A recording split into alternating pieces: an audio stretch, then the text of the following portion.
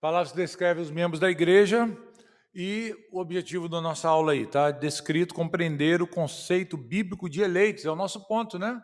Onde a gente parou aí para olhar, e a sua aplicação aos crentes em Jesus Cristo, enfatizando a identidade e o chamado dos eleitos como seguidores de Cristo. Então, nosso objetivo hoje aqui, vamos tentar, né, terminar esse nosso ponto, olhar para essa realidade, aí, o conceito bíblico do termo eleito, né? E como isso se aplica aí para a nossa vida. Eu separei alguns textos aí que já estão, inclusive, menos um, né? Acho que menos um que está aí na nossa lição. Vamos ver Efésios 1, 3 a 6. É o texto que vai servir de base para a nossa lição. Deixa eu achar só aqui minha Bíblia. Efésios, Almeida. Efésios 1, não é isso? 3 a 6. Vamos ler então o texto aí, né?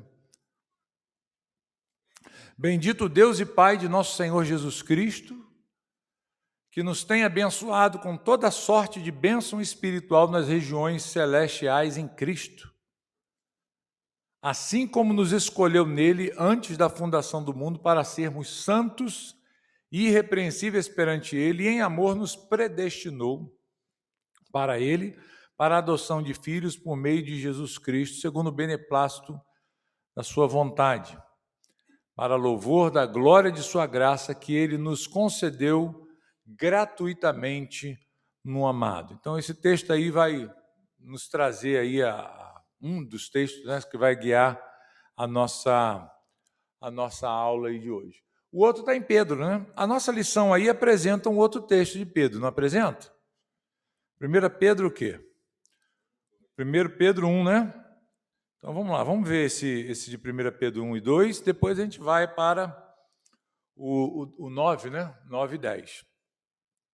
1 de Pedro 1, 2 diz: eleitos segundo a presciência de Deus Pai em santificação do Espírito para a obediência e a aspersão do sangue de Jesus Cristo, graça e paz vos sejam multiplicados. Nosso objetivo aqui é olhar o termo, né?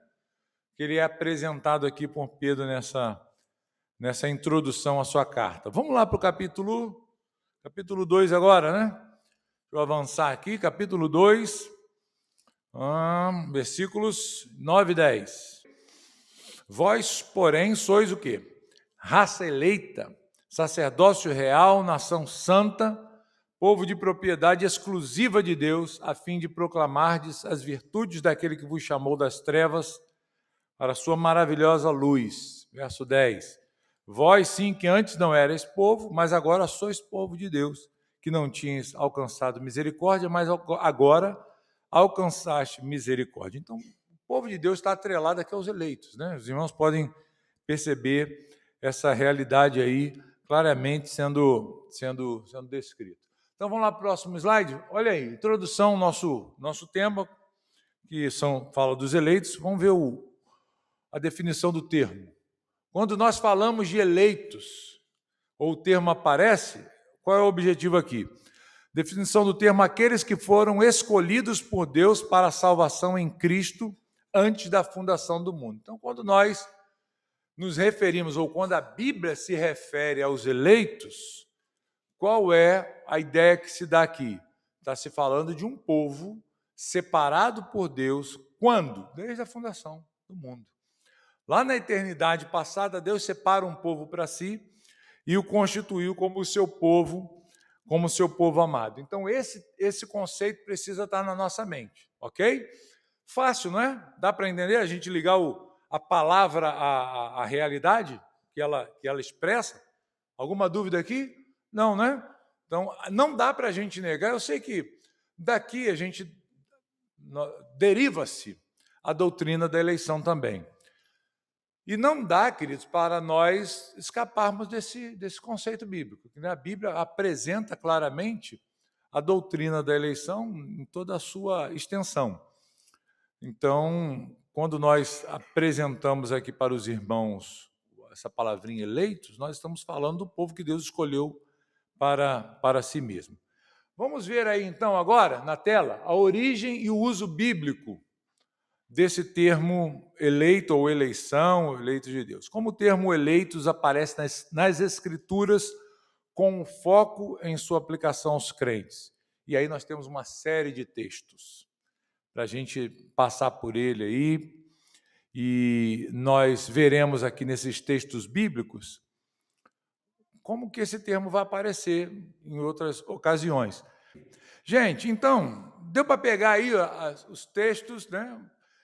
Tem mais texto bíblico? Tem, né? A gente fez aqui, a gente resumiu aqui alguns textos que são mais comuns, né?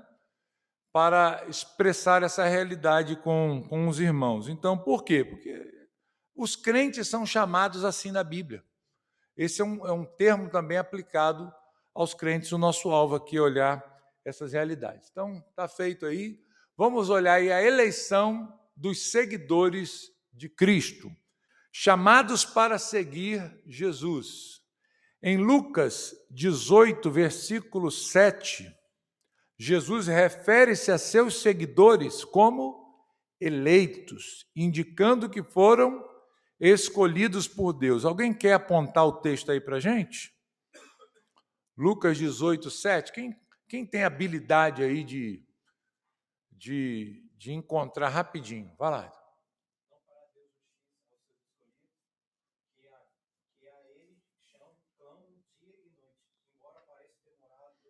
Então está aí, né? Mais uma referência, como eu disse, para os irmãos. Aqui Jesus se referindo então aos seus seguidores como eleitos, mostrando que eles foram escolhidos por Deus. Vamos lá para o outro texto aí, que é em Efésios 1, de 3 a 6, a eleição é ligada à obra redentora de Cristo, aquilo que Cristo fez, né, através do seu sangue, morrendo e pagando pelos nossos pecados, que nos escolheu para sermos santos e irrepreensíveis. Então, ela tem aqui também um aspecto prático na nossa vida diária, que é uma vida de santificação. Então, quando nós falamos de eleitos ou de eleição na Bíblia, tem esse aspecto aí daqueles que seguem, que foram chamados para seguir a Cristo. Vamos olhar agora um outro ponto, que é a identidade dos eleitos. Atrás aí, ó, chamados para seguir a Jesus e a identidade dos eleitos. Em 1 Pedro 2, 9 e 10, nós também já olhamos aí esse texto. Os eleitos são descritos como raça eleita e sacerdócio real, nação santa, povo exclusivo de Deus. Então, pertencimento a Deus, né? Nós fomos eleitos para Deus e pertencemos ao Senhor. Paulo, em Romanos 8, versículos 28 a 30, e aqui a gente pode, é um texto, embora a gente já tenha visto aí o contexto, né? O Davi leu ali para a gente, mas eu vou pedir que o irmão leia. Esse é um texto muito bacana para a gente poder analisar aqui. Então, ele escreve que a eleição inclui o propósito de sermos conformados à imagem de Cristo Jesus. Está dando para entender, não está, irmãos? Como é que esse termo está sendo aplicado aos crentes? Por que nós somos chamados de eleitos? Vamos ao outro ponto aí? Implicações na vida do crente. Eu sou um eleito, tá? E aí agora? E agora, né? Eu sou um eleito, mas e agora? É bom ter o título de eleito? Né? É legal falar assim, eu sou eleito pelo Senhor, mas o que isso implica na nossa vida? O que isso traz? Eu separei algumas 3 pontos aqui. Tem 2 aí, vocês já descobriram. O terceiro está aí. Ó. Então, responsabilidade e testemunho, segurança e confiança e chamado à santidade. Ser um eleito implica nessas coisas. Ok? É bonito o título, é legal, é bacana, traz, né, para a gente, mas isso vai muito além de um termo solto lançado para descrever o crente. Ele tem algumas implicações. E vamos ver a primeira implicação do uso do termo na vida do crente. Qual é? É a segurança e a confiança. Olha só, Jesus em João 10, vamos olhar esse texto. João 10, 27 a 29, afirma que os eleitos são garantidos em suas mãos e ninguém pode arrebatar-lhes. Olha que coisa maravilhosa. Se eu sou um eleito, eu estou o quê? Eu estou seguro e eu posso ter confiança de que eu serei conduzido até o final. Vamos ler então? As minhas ovelhas ouvem a minha voz. Eu as conheço e elas me seguem. Eu lhes dou a vida eterna, jamais perecerão, e ninguém as arrebatará da minha mão. Aquilo que meu Pai me deu é maior do que tudo, e da mão do Pai ninguém pode arrebatar. Olha que palavra de segurança, não é verdade, irmão? Maravilha isso. Quando a Bíblia se refere aos crentes como eleitos de Deus, ela tem também o propósito de promover no coração desses crentes essa segurança. Meu Deus, e quem é que dá essa segurança maior? São palavras do próprio Senhor aqui. Aqui nós encontramos um outro termo que nós já vimos, ovelhas, né? Jesus nos chama de ovelhas. Os crentes são descritos aqui como ovelhas. Mas, no aspecto prático aqui da coisa, das palavras de Jesus, o que nós temos aqui nessa escolha soberana de Deus? Nós temos a segurança da nossa salvação. Nós temos a confiança de que nós estamos seguros nas mãos do Senhor. Sendo um eleito, sendo um escolhido do Senhor, o que eu devo fazer? Eu devo descansar na providência salvífica de Jesus para mim. Olhe para o texto que a gente está em vista agora e veja o que diferencia uma ovelha, um eleito, daquele que simplesmente recebe o chamado universal, a vocação universal, o convite universal. Olha para o texto. Veja aí no versículo 27 e tente descobrir o que a ovelhinha de Jesus faz que comprova a sua vocação eficaz. Olha aí. O que ele diz das ovelhas? Né? As ovelhas ouvem a voz do Senhor. Elas seguem a Jesus. Elas ouviram o chamado do Evangelho, elas ouviram a oferta da salvação, elas concordaram com a mensagem, elas creram na mensagem, elas seguiram o Senhor. Quem são as ovelhas de Jesus? Todo mundo? Todo mundo é ovelhinha de Jesus. É? Não, né? Não. Tem cabrito, não tem? Um monte de cabrito. Quem são as ovelhas, então? As ovelhas são aqueles que ouvem a voz do Senhor, o coração, né, é transformado, e seguem a Jesus. Se vocês olharem o versículo anterior, você vai ver aqui Jesus dando a razão por que aquelas pessoas não creram na mensagem de Jesus. Olha o que diz aí. Mas vós não quê? Não credes, porque não sois as minhas ovelhas. Qual é o fator limitante aqui, principal, que não permitiu que essas pessoas pudessem crer em Jesus? Claro, elas não são ovelhas. Porque vocês não são ovelhas, vocês não ouvem. Não é o inverso, ok? Não é invertido aqui a realidade. O que Jesus está mostrando é exatamente isso. Por que vocês não creem? Vocês não creem porque é impossível para vocês crerem. Por que é impossível? Porque vocês não são das minhas ovelhas. Vocês não foram eleitos para a vida eterna. Vocês ouviram a mensagem, concordaram, acharam bonito. Aqui eu não estava achando bonito, não. Né? Mas as pessoas podem ouvir a mensagem, concordar com a mensagem e falar, nossa, que lindo esse caminho, mas ir para o inferno. Entende? Ela pode até falar assim, não, Jesus realmente é o caminho, tem que seguir Jesus mesmo. Ela não coloca objeção nenhuma nesse aspecto, a mensagem. Mas por que ela não crê, gente? Se ela, poxa vida, né? Faz tudo praticamente, a gente fala assim, só falta ser crente. Falta tudo, então. Mas por quê? Porque ela não pertence a esse grupo aqui de ovelhas do Senhor. Né? E ele vai dizer que as ovelhas dele, elas ouvem a voz e Jesus as conhece muito bem. Né? Jesus sabe quem elas são. A gente não sabe, né? A gente pode presumir. A gente olha aqui os frutos ali, a colagem, e fala assim, eu acho que esse aqui... A gente tem esse discernimento. Jesus mandou a gente fazer isso. Mas a gente não pode dar esse veredito, né? Porque não sabe, pode ser que a pessoa se converta depois, né?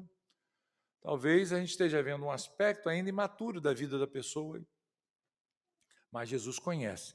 E uma das coisas que faz a gente perceber que a pessoa é ovelha de Jesus é ela segui-la a Cristo. Mas olha, o nosso alvo aqui também, nesses versos que eu coloquei para vocês aí, é a gente mostrar a segurança e a confiança que a gente tem, por sermos ovelhas, estou falando de outro tema, né? Por sermos eleitos. A gente já entrou nas ovelhinhas aqui, mas você ser chamado pelo Senhor de eleito traz para você, traz a nós uma segurança muito grande, uma confiança muito grande. Porque a respeito dos seus eleitos, o que o Senhor diz? Que eles estão seguros. Eles estão aqui nas mãos do Senhor. Quem irá arrebatar uma ovelha de Jesus das suas mãos? Será que o diabo é poderoso, né? Porque as pessoas falam, não, mas o pastor, o diabo é sujo. Ok, legal. O diabo é forte, ele faz... Ok.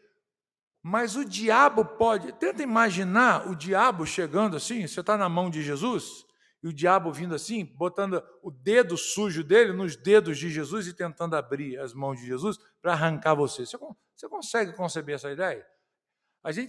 É até blasfemo a gente pensar isso, né? A gente fica com dificuldade até de assimilar uma coisa dessa. O diabo, não, peraí, Jesus, você comprou, você elegeu, mas peraí, vou abrir o seu dedinho aqui, eu vou pegar essa ovelhinha e eu vou levar para mim. Não, gente, é impossível. O próprio Senhor mostrou essa realidade. Deu para entender isso aí? Está claro, não está? Claro, como meio-dia. Ninguém pode arrebatar as ovelhas das mãos de Jesus, nem das mãos do Pai. Meu Deus, se você falar que dá sim, pastor, dá, então você vai resolver isso com Jesus, né? Então você está chamando Jesus de mentiroso. O eleito, ele vive sob essa realidade compreendida de quem ele é agora em Cristo. Tá? Agora, ele está seguro. Ele é tão salvo no dia pior da sua vida quanto no seu dia melhor. Por quê? Porque a sua segurança, a sua salvação descansa em quem? Nele, no Senhor. O dia mais santo do eleito. Agora, meu Deus, eu estou mais salvo hoje. E o dia pior, o dia que ele pecou e fez as coisas mais terríveis que não são nem dignas de serem mencionadas. O crente pode pecar, irmãos? Ou todo mundo aqui é impecável? E às vezes nós pecamos feio, né? Meu Deus, nós pecamos feio. E nesses dias que nós pecamos feio, foi o dia que o diabo conseguiu abrir os dedinhos de Jesus, né? Aqui, ó, seu mindinho, pai de todo furabondo, não é esse nome? Aqui, tá? Vou abrir aqui, agora eu peguei. Agora, se quiser, vem atrás, corra atrás de mim e pega a sua ovelhinha de novo. Aí sai Jesus atrás do diabo. Não, volta aqui, vem cá. Irmãos, meu Deus, isso é heresia. Isso é você descansar sua segurança não no Cristo, mas em si mesmo. Isso é heresia, irmãos. Isso é heresia. Então, nós estamos seguros no Senhor. Agora, temos que viver uma vida vigilante? Claro, sem dúvida alguma. Tá ok? Por isso que o outro ponto que está aí na tela, está vendo aí? O que é? Qual a outra implicação aí? É um chamado ao quê? A santidade, né? A viver uma vida santa. Vamos terminar isso aí, gente. Vamos lá?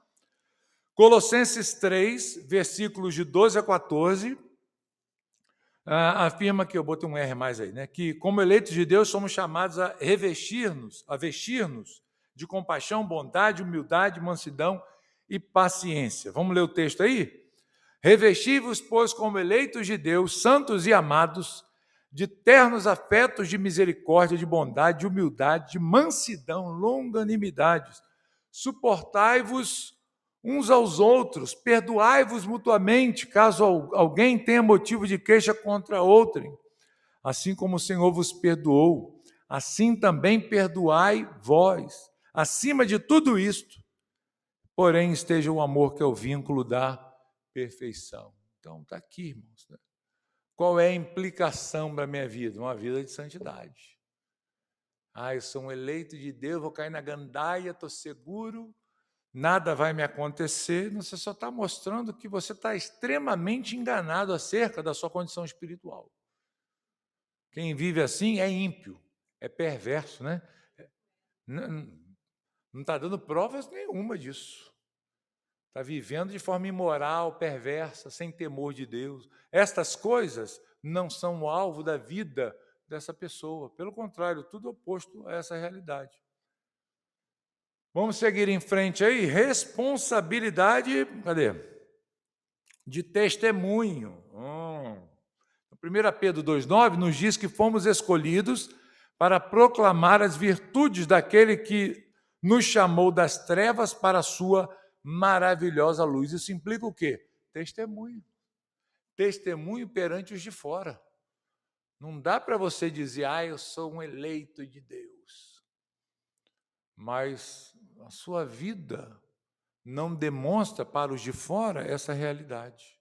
Ok? É complicado a gente assumir um termo como esse, tão bonito, tão belo, que traz tantas coisas boas para a nossa vida espiritual, de maneira assim, né, desprezível. Agora, sendo um eleito de Deus, eu devo viver de forma responsável no meu testemunho. Eu trouxe aqui, a gente está se aproximando do fim, vamos acabar. Vamos acabar esse termo hoje. Aplicação prática, vivendo como eleitos, tá bom? Aí já estou terminando, só falta só mais um. Há 3 aplicações que eu coloquei aí para a gente encerrar aí à luz do que o texto nos traz aqui. Primeiro, gratidão e humildade. Olha aí. A eleição não é motivo de orgulho, mas de quê? De gratidão por sermos objetos da graça de Deus. Que coisa maravilhosa, né? O eleito salvo, ele não se orgulha, aqui não traz no seu coração a soberba, né? Eu fui escolhido por Deus, como se Deus tivesse visto em mim alguma coisa boa. Geralmente quem se orgulha dessa forma, pensa assim, de achar que eu sou melhor do que fulano, eu tenho mais valor do que esse crânio. Não é isso. Gente, então está isso, deve impingir nos nossos corações o quê? Gratidão e humildade. Né? Sendo um eleito de Deus, compreendendo essa realidade, isso deve me fazer grato, humilde. Segundo, dedicação à vida cristã. Viver em santidade e amor como eleitos de Deus, refletindo Cristo em nossas ações diárias. É aquilo que nós falamos, né? Não dá para a gente viver a vida cristã de forma ímpia, só por ser um eleito, dizer, eu tenho título aqui de eleito e eu vou viver sem nenhum compromisso espiritual, de forma alguma. A santidade deve fazer parte da nossa vida. Uma vida de devoção, de santidade, mostrando Cristo na minha vida diária, no meu viver diário. Isso tem que ser evidente para mim mesmo, eu devo fazer essa autoanálise, e as pessoas devem olhar para mim e ver essas coisas também. Tá? Elas têm que perceber em mim esta realidade. Então, não basta apenas falar, eu tenho título, eu sou, mas e aí? Quais são as ações práticas no dia a dia, né, que vão refletir isso? Eu sou um eleito, mas eu não vivo uma vida de oração, não amo orar, não amo a palavra de Deus, não amo a comunhão dos irmãos, não quero me unir a igreja nenhuma. Eu vou viver uma vida como eu quiser. O pecado não tem mais domínio sobre mim. Você acaba virando antinomista, né? Dizendo, olha, não existe pecado, o pecado foi destruído, agora eu posso viver de qualquer forma, que isso não vai ser imputado a mim. Totalmente às avessas, né, do que o texto está nos ensinando. Os textos bíblicos nos ensinam a respeito de como é a conduta do cristão, do eleito. Ele deve viver uma vida de dedicação ao Senhor. E por último aqui, gente, confiança na soberania de Deus. Confiar que Deus nos escolheu, é fiel para nos guardar até o fim. Então é aquilo, né? Essa é uma realidade que pode ser vista na nossa vida. Isso vai gerar em meu coração uma confiança que Deus é quem me salvou, me regenerou, que me guarda, me sustenta e vai me sustentar até o final. Deve ser muito difícil, irmãos. Eu acho que é muito difícil você viver a vida cristã confiando nos seus próprios méritos, confiando na sua própria firmeza, na sua própria capacidade de se sustentar na fé até o dia de Cristo. É um desespero mental isso. É uma angústia horrível de ser administrada dentro do coração. Primeiro, porque é contrário às Escrituras. E você nunca vai ter paz. Você nunca vai ter segurança. Vai que você morre num dia errado, né? Vai que você morre naquele dia que você não está muito bem, sei lá, você brigou lá com a esposa, xingou o gato, sei lá, né? Cometeu uma infração no trânsito, né? Avançou o sinal, né? Já morreu, está ferrado. Avançou o sinal, fez uma coisa errada, meu Deus, vai morrer. Senhor, se nós tivermos depositado nossa esperança nessas coisas, já era, né? Deus é fiel para nos guardar até o dia final. Então, é assim que nós vemos, queridos, o termo eleito sendo descrito na Bíblia e aplicado a nós, tá bom? Então, nós devemos tirar os espantalhos do termo e aplicarmos ele da forma bíblica, né? Dentro da teologia bíblica aqui, sem nenhum excesso e nem aquém do que o texto está nos apresentando, o texto bíblico está nos apresentando.